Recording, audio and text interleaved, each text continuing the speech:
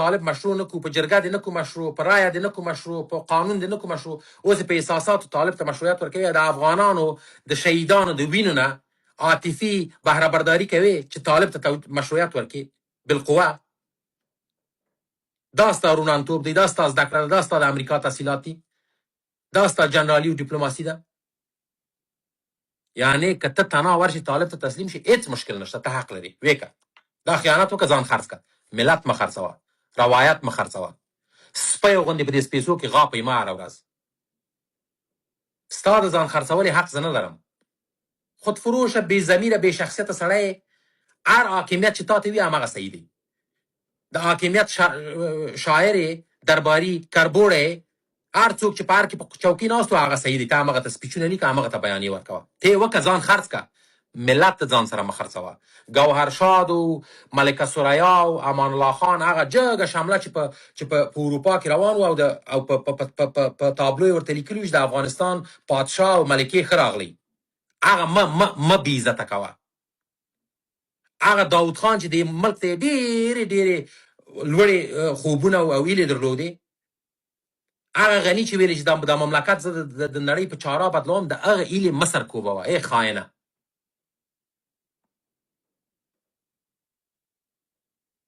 د سید جمال الدین افغان ته تر بیروني پورې ټول په طالب پورې مه تړه. د خوشحال خان خټک نه تر رحمان بابا تر غفار خان تر نورو پورې ټول په طالب پورې مه تړه.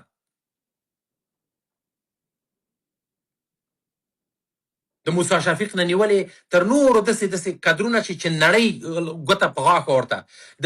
د ملګرو ملتونو د جایزې د ګټونکو نه نیولې، د روباټیک تر جایزې تر ګټونکو نجونو پورې، د بشر د حقوقو د جایزې د ګټونکو ښځو پورې،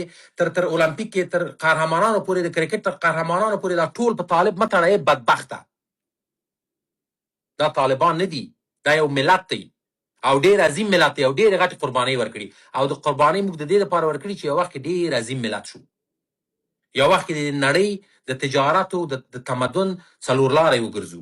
یو وخت کې افغانان په هر ځای کې لکه اوس چې په آکسفورډ او په کیمبرج او په جورج ټاون کې متخصصین دي، لکه اوس چې افغان انجلۍ په هر سټیج په هر منبر باندې ځلیږي چې دغه ملت وځلیږي. طالب د دغو هیلو د دغو ارمانونو دښمن دی او بدبخته. افغانان حیثیت او هویت طالب ته مه تقلیلوه. ځان دې خرڅ کړی خرڅ کړه. دغه طالب یو زودګذره والله بله دغه سپیس دغه عنوان ستاسې په یاد وي، دغه طالب د تاریخ هغو کندو ته لویږي تورو لکه حبیب الله کلکاني. والا په خدای مې د قسم چې په تاریخ کې به خلک داستانونه لیکي چې په افغانستان کې یو داسې تور فصل هم راغلی و چې یو پټ مخی متاجر غلام په یو غټ عظیم ملت باندې حاکمیت کوو او یو څو خاینینو جار ورته وایو چې دا صحیح دی او دا د دې څنګ ته ودرېږي. د تاریخ حداقل سمې خواته ودرېږي، تاریخي درک حداقل پیدا کړئ. وضعیت به دې خراب وي، معاش به نه لرې، بې قدرته به ژوند نشي کولی، بې جارو بې ډولو بې سرنیه به پاتې کېدی نشي، شخصي دښمني به دې وي، شخصي علایق به دې وي. ولې تاریخ مه خرڅوه. ته د 100 میلیونو انسانانو تاریخ غواړې خرڅ کړې، عزت یې غواړې خرڅ کړې، او هغه څوک یو 2-5 کسان ضعیفه خفیف غږونه چې راپورته کېږي درته وایي تاریخي درک درښیي، ته هغو په مخ کې ورته درېږې او ورته وایي د ISI جاسوس یې، او د ISI د غلام ابن غلام روایت ته مخ ته وړي. حقاني په بره غاړه درېږي، په جنازه کې وایي چې ما د القاعدې غړي وروستل، په قاچاق باندې مې ISI ته تسلیم کړل په سلامت سره.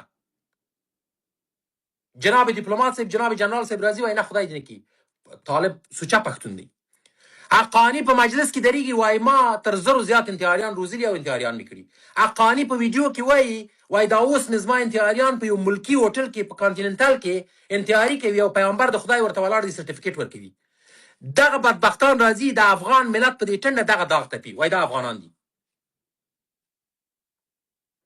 ISI پاکستان، ایران، روسیه، امریکا، عربستان سعودي، امارات ټول وایي دغه طالب زموږ نه دی، اسامه بن لادن زموږ نه دی، ترهګر زموږ نه دي. زما جنرال صاحب او ډیپلومات صاحب ناست دي وایي زموږ دي. جګه پښتانه دي، اصیل پښتانه دي، حق لري وروره. او څوک هم چې طالب مقابل خبره کوي خاینین دي او یو څو بې سواده ناپو جاهله کربوړي چې په اروپا کې ناست دي دوی هم ټویټونه ورسره بدرخه کوي او یو بې سواده طالبان چې د پاکستان په مدرسو کې روباټان او زامبیز ترې جوړ شوي په ځان هم نه پوهېږي هغه هم خوشحاله چکچکې ورته کوي تاسو دا ملت کومې خواته وړئ سبا چې په دغه ملت کې یو تحول راشي دغه تاسو به دا ملت چې په موزیم کې په پوهنتونو کې په تا مقالې لیکل کېږي جنرال صاحب سفیر صاحب په تا به څه مقالې لیکل کېږي ته څوک وې ته طالب ګټې تا دا ټول درس په امریکا کې دا ټول تحصیل د دې دپاره وکړو چې طالب د ملا اصغر په سپیس کې درته لیکي چې دغه د جمهوریت پلویان ټول فاحش دي مردګوان دي خپلې ښځې امریکایانو ته وروستلې او بې غیرته او دوسه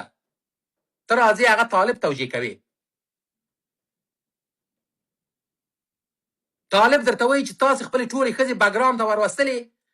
او محفلونه هم ګرمول د امریکایانو ما خو دا کار نه دی کړی ما خپله مېرمن ما د امریکایي نه ملک ګټلی ما په هغه وخت کې چې ته وتښتېدې زه راغلم په افغانستان کې مشروع حاکمیت جوړ کړو د ټولو چارو سمبالتیا مې په خپله غاړه واخیسته په 100 کلو کې افغان مې وروزو په مکتب کې په پوهنتون کې مې وروزو راغلم د اوانوردي ملکي نه نیولې تر ترانسپورت تر معادنو تر حکومتداري تر مدیریت تر نفت و ګاز تر ټولو شیانو تر تعلیم تر ساینس تر سټلایټ اولین ځل په افغانستان په تاریخ کې افغانستان سټلایټ درلود په فضا کې خپل هغه فضا یې سټلایټي تسخیر کړه اولین ځل په افغانستان کې 9 نړیوالو مخابراتي شرکتونو فعالیت درلود اولین ځل په افغانستان کې 11 میلیونه ماشومان مکتب ته تلل اولین ځل په افغانستان کې په 100 کلو کې 10% انسانان باسواده شول د جورج ټاون او د کورنل او د آکسفورد او د کیمبریج نه په لسګونو زره افغانان فارغان شول کادرونه اولین ځل په افغانستان کې په لسګونو زره موږ ارکان حرب درلودل اولین ځل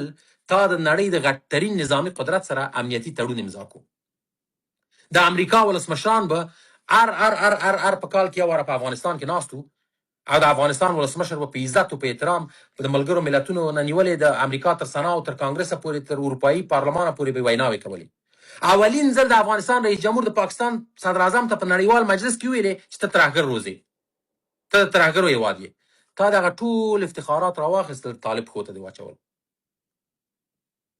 او دغه ته بې وجدانه چې جنرال شوی یم یې د افغانستان د حکومت او د شهیدانو د وینو ته بې وجدانه چې ډیپلومات شوی یم یې د دغو شهیدانو د وینو د برکته چې مکتب کنه په پاکستان کې به چیرې په کومه کوڅه کې لکه طالب بې هویته بې شخصیته ګرځېدې چپلکې به دې په پښو وې سر به دې ببر و چیرې به دې وروره سمبوسې خرڅولې په پېښور کې د دغو سربازانو وینه وه چې ته راغلې 2 لکه افغانۍ د معاش په امریکا کې د زده کړې وکړې ای تاسې غوندې بې شخصیته خلک چې 2 روپیو شخصیت نه لري ډیپلوماتان وي په کوم ځای کې په امریکا کې په کوم ځای کې په کاناډا کې تاسې غوندې خلک چې د خردضابطۍ حیثیت در پکې نه وي جنرالان وي د یو ملت سرنوشت هم ټاکو تاسې په هغه خلکو پسې خاندئ په هغو خلکو پسې غاپئ د جمهوریت غلطي دغه وه چې ته جنرال کړی وې ته ډیپلومات کړی وې ته سفیر کړی وې ته وزیر کړی وې دغه د جمهوریت بدبختي وه او د جمهوریت دغه دښمن دغه اوس تا مشروع منتخب ولسمشر په تبعید کې ناست دی بل ولسمشر دی یرغمال دی ستا د سرتیري سر غوڅوي د قبر په سر یې ورته ایږدي او ته راځې دغه خلک توجیه کوې او په څومره افتخار په څومره دغه سپین سترګي ما فکر کوو چې یو حد لري راځې افغانانو ته وایي چې که طالب نه یې نو ته د افغانستان دښمن یې یا طالب شه یا پښتون نه یې یا طالب شه یا افغان نه یې یا طالب شه یا خاین یې لعنت ستاسو په وجدان او ستاسو په دې شرف او په تاریخ او په سترګو شي مننه همدرد صاحب تاسو لکه د موقع ادارو دوال صاحب به واورو